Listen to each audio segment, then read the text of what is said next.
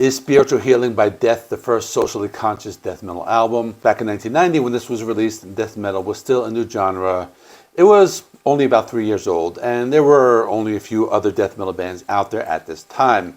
Before that, most of the death metal songs were about things like blood and gore and zombies and that type of thing, or at least that was how their first album, Scream Bloody Gore, was like. On the second album, Leprosy, they started to get a little more serious. They spoke about some topics that were more real. For example, the song Pull the Plug was about somebody in a vegetative state who just wanted to die. But on the album Spiritual Healing, they start talking about more serious topics, which will include serial killers, drug addiction, abortion, faith healers, and other topics. I will be talking about all of that in this video. Let me give you some history on the album. It was released on February 16th, 1990 through Combat Records. It's the band's on the album to feature both guitarist James Murphy and bassist Terry Butler, and also the last to feature drummer Bill Andrews. The album was produced by Chuck Schuldiner and Scott Burns. The album is celebrating its 35th anniversary. They recorded the entire album in 6 weeks. It includes the recording and the mixing, and was recorded in Morristown Recording in Tampa, Florida. So let me talk about the album cover. It's the Final Death album painted by Ed Repka. He painted the previous two and many other albums for other bands. But I think this album cover really stands out because it's out of all the death metal albums, this one is very different. It has this bright pastel blue kind of cover in the background and all that. It has the faith healers and it has other religious fanatics in the background. So it almost doesn't look like a death metal album cover. It looks more like a thrash metal album, because back then thrash metal bands were talking about serious topics. That was something thrash bands had been doing. But I think this is the first death metal album to do this.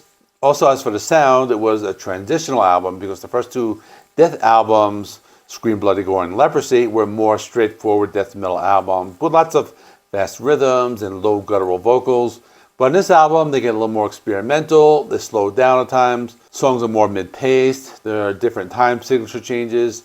Music gets a little more technical. So it's like the album that links the death metal of Leprosy and the more progressive sounds of the 1991 album called Human. So let me talk more about the lyrics, and then I'll talk about the music. The opening track is called Living Monstrosity. The song is about something that was often in the news back in the early 90s or late 80s. It was about the crack epidemic. But this song takes the idea a little further. They're talking about babies that were born to mothers addicted to crack, or in other words, they call crack babies. So these babies were born with birth defects and other issues. The lyrics were very critical of the women who give birth and use these drugs while pregnant, and it labels them as irresponsible. There's even one line where Chuck calls them a stupid bitch.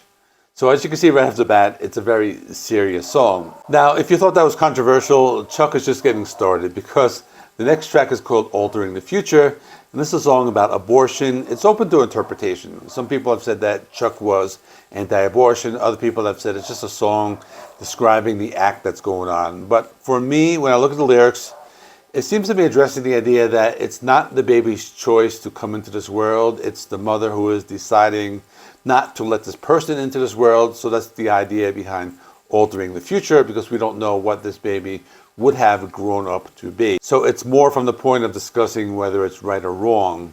So when I look at the lyrics, I interpret it to be an anti-abortion song.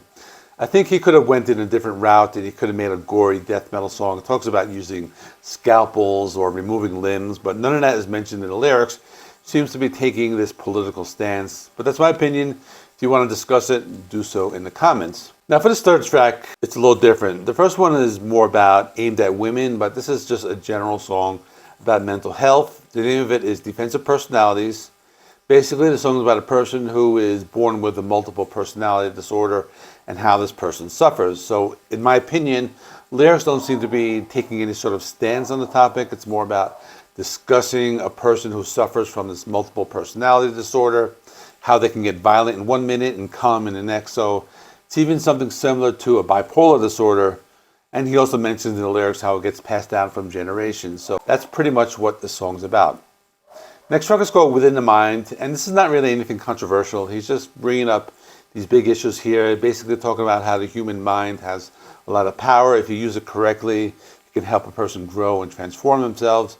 It's more of an uplifting song because he says things about overcoming your fears, how the power lies within the mind and improving your life and analyzing your dreams. So in other words, not your typical death metal lyrics. Next is the title track, Spiritual Healing. This is based on the album cover where you see the Faith Healer. This is another one that was common in the late 80s, early 90s. Supposedly there were sick people. They would get up on this big stage and people would pray and supposedly that would be healing them. But in the song, Chuck is criticizing that because he's basically saying that these faith healers are giving hope to people who think they're going to be healed, and for that reason they might not go for medical treatment. So in a way, they're blaming these faith healers for when the people die. So it's another one very critical. They're not the first band to address this topic. Many metal bands have spoken about similar topics, but I think it might be the first death metal song to address this. Next song is called Low Life. Another one that's very critical of people in general. The lyrics describe people who are just fake people. That's the word he uses. So that can be interpreted in many different ways. People who are liars. It can be people who are untrustworthy. People who are two-faced, where they have this one persona in public, but in private there's somebody else. I also read a comment saying it's about metal posers, which I don't really think that's about, but I think Chuck was a little deeper than that. The song is also kind of prophetic. It was written before the internet was readily available, and probably more relevant today with people having these online personas and their Instagram and all that. So lyrically, the song has held up very well. Next song is called Genetic Reconstruction. It's about the idea of controlling who can and cannot breed in order to have a specific type of population that you want. So in other words, it's about population control. Another song that talks about something we've seen throughout history. It can be very controversial. Chuck wasn't afraid to address this topic. And I think this is actually something that even can be talked about today because there's this idea of designer babies, which is something that's also very controversial. The last song is called Killing Spree, and probably in line with a typical death metal album because it's about a serial killer. But based on the way it's written, it seems to be about the mental state of the person as opposed to being a very graphic song about killing and mutilation. Because it talks about a person who is seen as a perfect person by the world around him, and he plans for an alibi, then he starts rehearsing, so he gets ready to do his kills. Song takes the point of view of how the person is taking away their dreams because he has this greedy desire to end people's lives, so it's taken from that point of view. So now let me talk about the music as I went through the lyrics. As I was talking before, it has some progressive elements, but it's still death metal. For example, the opening track, Living Monstrosity, sounds like some pretty straightforward death metal with the fast guitar riffs and the deep guttural vocals. Songs with slower tempo changes and slower parts and have some pretty cool lead guitar playing, especially in the second half of the song, where they do this whirlwind guitar solo kind of thing. Last 2 minutes of the song have slower sections that go back and forth between the faster and aggressive ones. Next song, Altering the Future, is a lot different because it starts with a slow and heavy, almost death doom type of guitar riff. As the song progresses, they change tempos, but in general, a lot of the sections are on the slower side. I heard some elements of technical death metal in a few parts, which is something that you will hear on this album. Next song, Defensive Personality, sounds a little more straightforward death metal. I would even go as far as to say as the opening riff was similar to thrash.